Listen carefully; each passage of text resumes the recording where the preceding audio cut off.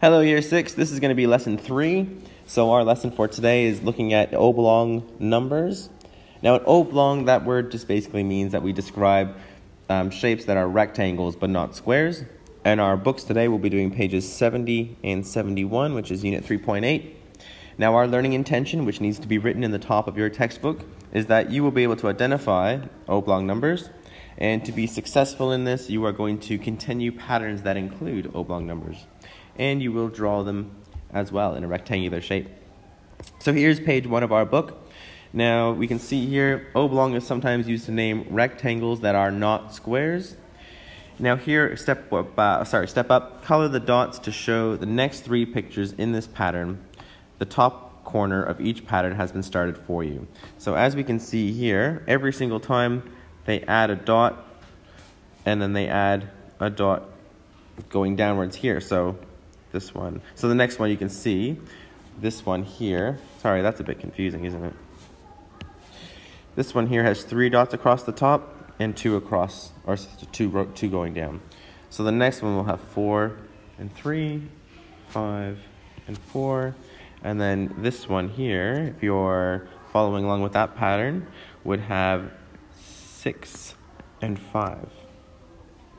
Okay, and then the next one would have 7 and 6. I'll just write that over here. And the next one would have 8 and 7. Now, that should take you into question 2, where it says to complete this table to describe the pattern at the bottom of page 70. So you have to go back to this question here, and then using that, figure out how many dots you added and what the total number of dots were. Now remember that these make the shape of a rectangle, and the formula to figure out the area of a rectangle is length times width, which will also tell you how many squares or dots are inside your shape. So for example, for this one, we have a length of 5 and a width of 4. So 5 multiplied by 4 would give me the number 20. So if I counted up all these dots, 1, 2, 3, 4, 5, 6, 7, 8, 9, 10, 11, 12, 13, 14, 15, 16, 17, 18, 19, 20. So that's just a really quick way to figure it out. If I do the length times the width, it'll tell me how many dots I have added. Or sorry, it'll tell me the total number of dots. The dots you have added, you'll need to do that by calculating the difference between the pictures to figure out how many dots you've added. Any patterns that you see,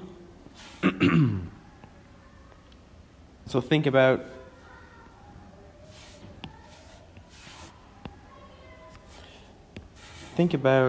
looking at how you get from one number to the next number, okay? In every single, in the ones that you have here. So for example, there the difference is 1. So the picture, I'm going up by 1 picture each time.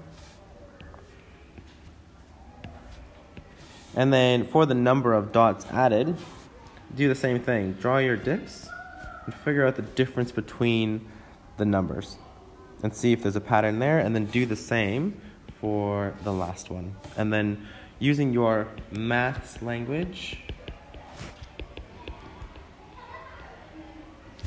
tell me about a pattern that you see. So are the numbers going up by, am I adding something to the previous number? Am I multiplying something by the previous number? Am I subtracting something? We want to make sure we're using that maths language. Question C, look at the 3 numbers in the green boxes. So here, here, and here. And the 3 numbers in the blue boxes, here, here, and here. What do you notice?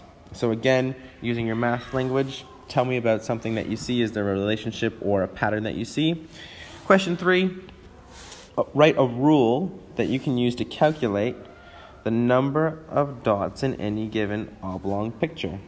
So is there a rule that you can see? Like for example, if we go up here, this would be an example of a rule. It's something that I can use for every single one of these rectangles to figure out how many dots are in there. Is there something that you can do to figure out how to get to the next picture or to get to any picture?